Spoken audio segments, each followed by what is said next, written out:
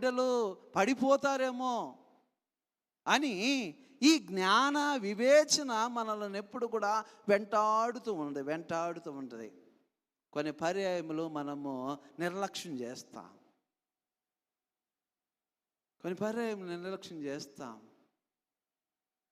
ఎందుకు అనంటే నాకంతా తెలుసులే, నాకు తెలియంది కాదులే ఇది. కొంత వయసు వచ్చినప్పుడు, ఒక యవన ప్రాయంలోనికి ప్రవేశపెట్టినప్పుడు పరిపక్వత లేనటువంటి విధానం అనేటువంటిది అలవర్చబడుతూ ఉంటుంది. ఒక 40 సంవత్సరాలు వచ్చినటువంటి వాడిని ద కంప్లీట్ మ్యాన్ అంటారు. ఎందుకంటే అప్పటికే కొన్ని దెబ్బలు తిని లేచి పడి ఉంటారు కాబట్టి కొంత అనుభవము జీవితం మీద లేకపోతే వేరే వాటి మీద కొంత అవగాహన ఉంటుంది. కానీ యవన ప్రాయంలో నాకు తెలుసు అనుకున్నప్పుడు ఏది కూడా తెలియదు. కానీ అది తెలుసుకోవాలి అని అనుకుంటే దేవుని యొక్క సన్నిధానమునకు నడిపించవలసిందే, దేవుని యొక్క వాక్యము చెంతకు నడిపించబడవలసిందే. అందుకని తెలియజేయబడుతున్నటువంటి మనము చూడండి, 119వ సంకీర్తనలో ఈ మాటలు రాయబడుతూ ఉన్నాయి. చాలా చక్కగా మనము 119వ సంకీర్తనను మన మనస్తులు తప్పగా చదవవలసినటువంటిది, అందులో ఉన్నటువంటి సత్యమును గమనించవలసి ఉన్నది.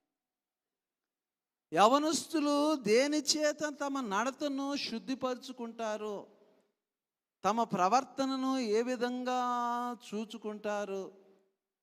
యవనస్తులు ఎక్కువగా అద్దం దగ్గరికి వెళ్తారు, కానీ ఒక నిజమైనటువంటి అద్దము మన అంతరింగకు మనల్ని చూపించగలిగినటువంటిది. అద్దము పైన నుంచే చూపిస్తుంది, పైన ఏదైతే ఉందో అది చూపిస్తుంది, కానీ మనలో ఏముందో మాత్రము అద్దము చూపించలేదా? మనలో ఏముందో చూపించగలిగినటువంటి అద్దము ఒకటే మన దగ్గర ఉన్నటువంటి బైబిల్. మీ బైబిల్ ఇది మాత్రమే మనలను చూపించగలిగినటువంటిది. అందుకే దీని దగ్గరికి వెళ్ళాలంటే భయం. సాతానుడు భయపెడతాడు. అమ్మో నువ్వు బైబిల్ పట్టుకోవద్దు, అమ్మో నువ్వు ప్రార్థన చేస్తావా, అంత భక్తి పరురాలు అయిపోయావా, ప్రార్థన చేసేంత భక్తి నీకుందా, బైబిల్ చదివేంత భక్తి నీకుందా అని నిన్ను ప్రశ్నిస్తూ ఉంటాడు. ఇదిగో ఫలాని తప్పు చేస్తున్నావు కదా, నువ్వు బైబిల్ ఎందుకు పట్టుకుంటా, ఫలాని అతిక్రమం చేస్తున్నావుగా, నువ్వు పెద్దలు చెప్పిన మాట కానీ లేకపోతే తల్లిదండ్రులు చెప్పేటువంటి మాట కానీ ఇతరుల మాట నువ్వు వినవు కదా, ఎందుకు బైబిల్ చదువుతావని వాడు బైబిల్ దగ్గరికి వెళ్ళనీయడు, దేవుని సన్నిధానమునకు రానియడు. కానీ నువ్వెప్పుడైతే దాన్ని బైబిల్ దగ్గరికి వెళతావో ఆ బైబిలు నీకు సమస్త విధములైనటువంటి శక్తిని కనబరుస్తుంది, శక్తినిస్తుంది. అందుకని ఆయన ఈ మాటల్లో చెబుతున్నటువంటి ఉద్దేశములను మనకు గమనించినప్పుడు ఆయన చేస్తున్నాడు నీ పట్ల. మనలో గొప్పతనం ఏమి లేదండి, మనలో గొప్పతనం ఏమి లేదా. అందుకని ఆయన ప్రేమించిన వారికి, ఆయన సంకల్పము చొప్పున పిలువబడిన వారికి సమస్తము సమకూడి జరుగుచున్నవని ఎరుగుదుము.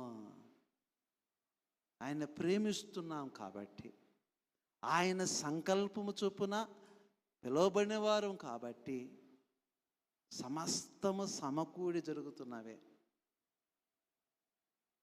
దేవుడు కానీ తన ప్రత్యక్షతను కనపరచకపోతే మన జీవితాల్లో ఆశీర్వాదాలే ఉండవండి, ఆశీర్వాదాలే ఉండవు. ఆయన మనలను ఎంతగా ప్రేమిస్తున్నాడో, తన చిత్తాన్ని ఎంతగా ఆయన కటాక్షిస్తున్నాడో, ఆయన రుజువు చేస్తున్నాడో, ఒక హేతువుగా దాన్ని చూపిస్తున్నాడో అది మనకు బయలుపరుస్తూ ఉన్నాడు.